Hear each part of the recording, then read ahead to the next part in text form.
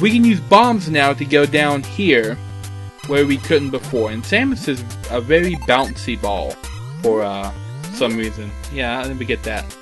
Oh my god, there's a monster!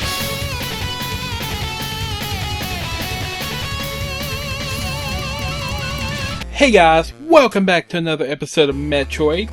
When we left off, I had just got the energy tank out of that room right there. And now, we are going to be heading back up. Whoops. Yeah, right up through here. There we go. We're going to be heading back up to the place where we started the game. So, I'm gonna speed it up and I'll meet you guys up there.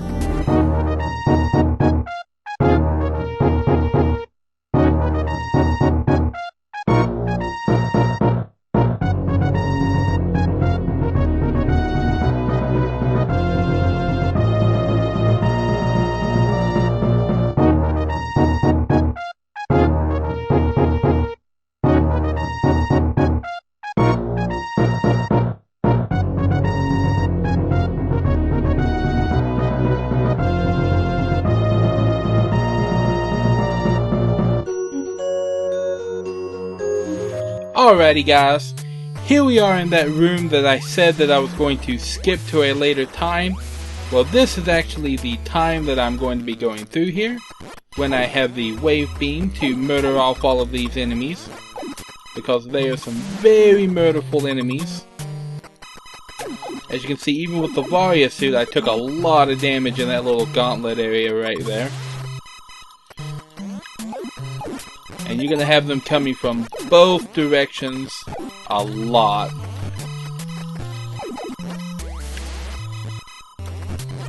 Come on. Stop spawning on me, please. Those guys decided not to spawn until I actually touched the pipe. Ran a little bit too far right there. Get on top of that. Jump that. Blow that up. The worst scenario you can be in is to be in the lava when the sprite flicker is going on and you can't see where you are. Absolutely horrible. The only version of the game where I've seen that doesn't happen is actually the original NES. It actually happens to me on all of the remakes that I'm in. And all the remakes that I'm in, that I've played. Anyway, I'm going to speed this up till I get over this barrier.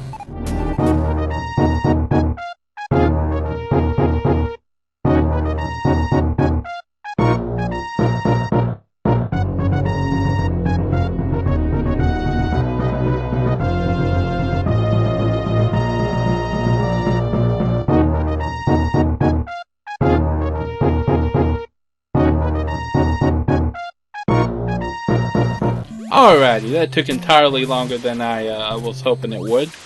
And my prize for doing all that is 2 missile tanks. One here and then one right over here. And that wall right there doesn't actually have any passable places in it. As you can see, big bubbles blocking the only 3 accessible areas on it. Gotta give me some nice little health right there.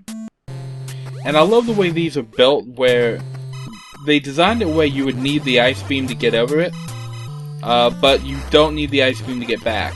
And the reason that it's actually designed that way, as far as I can tell, is because of the area down there where the wave beam is at. It's designed that you need the ice beam to get You need the ice beam to get into that area to access the wave beam, but they would expect you to have the wave beam when you came back, so they needed to give you a way to get over the obstacle without having the ice beam. It's one of the other things that I think leads credence to the theory that the designers never intended for you to be able to bomb jump.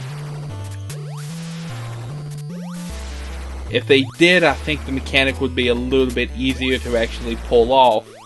That was just something that players learned how to do. And ultimately became part of Metroid just lore, basically. I think it's something that they take into consideration in later Metroid games, the fact that you can bomb jump. And they designed some simple puzzles around it that require 1 or 2 small jumps, but nothing extensive. But in every version of the game where the bombs blow you up or over or to a new location, players have figured out how to bomb jump, and to do it quite effectively as well. Whoops. Get back up on that platform, jump over that in the coiniest pose possible. Success on that front. Anyway, I will meet you guys back over there near to where we started.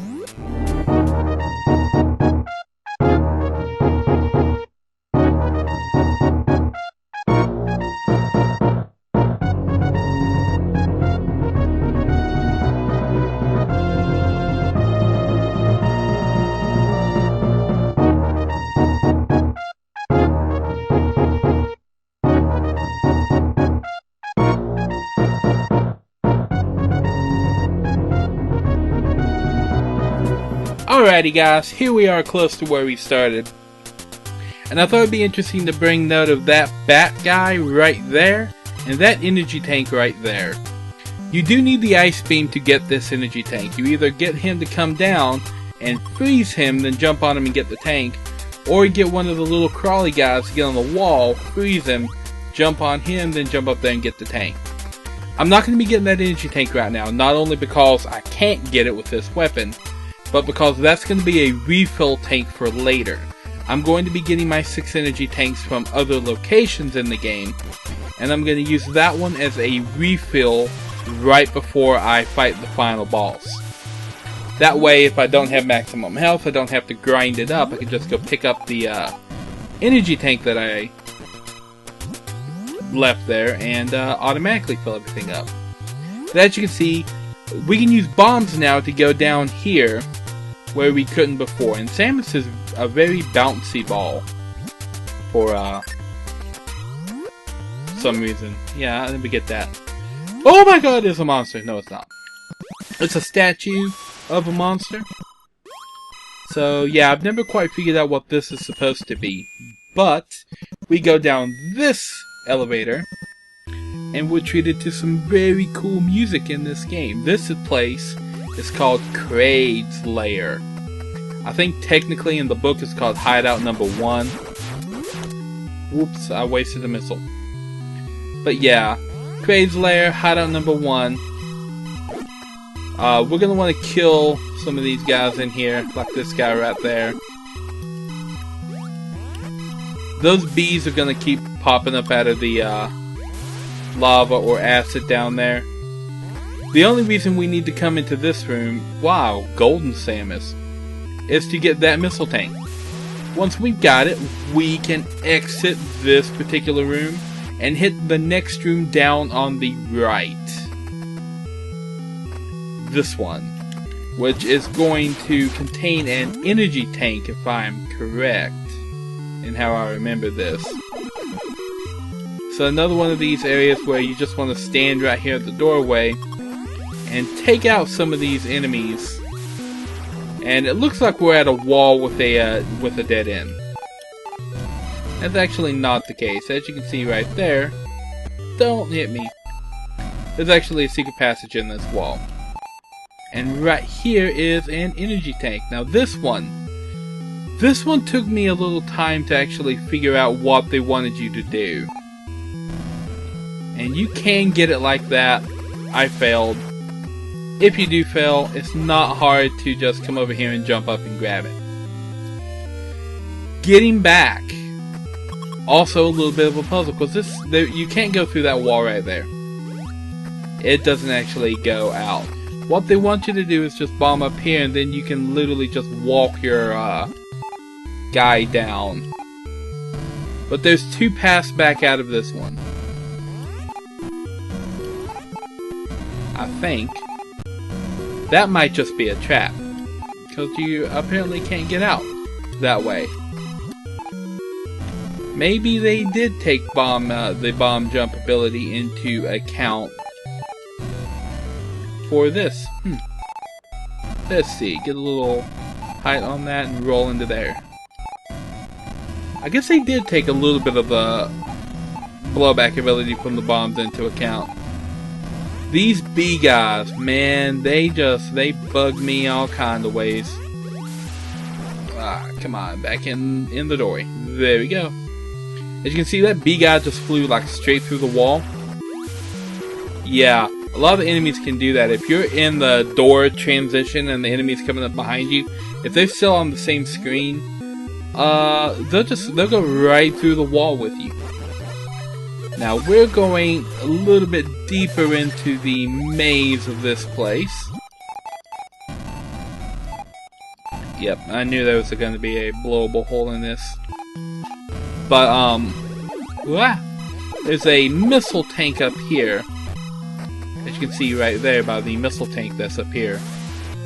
And I think there's another one further down. I need to jump out of that because that can kill me. I'll grab that. Oh, don't. There we go. Now, we're going to be going down here. Now, you can go through that door that I passed before I fell down this shaft right there. But it just loops back around to where you were before. I don't think there's any way to get to that lava that's down below there. But we're going to be going this way, but there's a trap right on the other side of this door.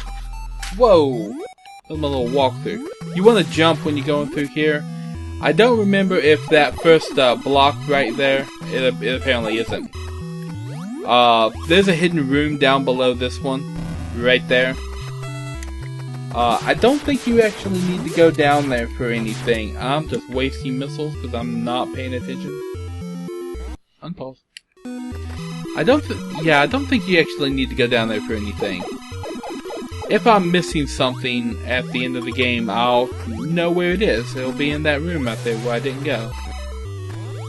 But if you go this way, you can get yourself another missile tank if you don't be a dope and miss it like I just did.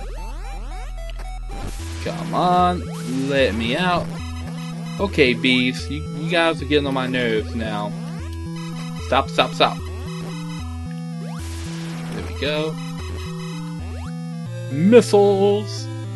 I forget how many this makes, but we're getting pretty high up there in the ranks for missiles at this point. Jump, there we go, screw attack. Now we're actually pretty deep in the bowels of Kraid's lair here. Getting close to the time where we're going to get to go beat him up a little bit. He's not a particularly difficult boss. Let me get out of here. There we go. That guy's gonna... Oh well, I thought for sure that guy would be clipping me through the door there. So, we want to go this way. Back through this little area right here. And now we're, I think this is the bottom of the main chamber. That guy's going to come in here and try to ruin my day. Come on, up there, here we go. You can get back up that way through, by going the other way by doing the bomb jump. But they're intended to be one-way passages anyway. And there's really no purpose of completing those out of sequence. Like to go through that door from the other direction. It really wouldn't make sense why you would want to. Unless you just want to. Really, that was like the world's easiest jump and I just missed it like twice in a row. This little path right here, not difficult at all, especially at this point in the game. Unless you just flat out can't jump like I apparently can't anymore. Whoa. So I want to get this guy dead. I'm going to be ending off this episode when I get back. Let me out. To get back up here into the main. Oh, clip me through the wall. Alrighty guys, here we are at the end of the episode once again. Next time we're going to be going through that red door right there and descending down to fight Kraid. I want to thank you guys for watching, like and subscribe and do all that cool stuff. And stay tuned for more Metroid action. It's going to be happening a little bit later. So I'll see you guys in the next episode. Let me up. Alright, see you then.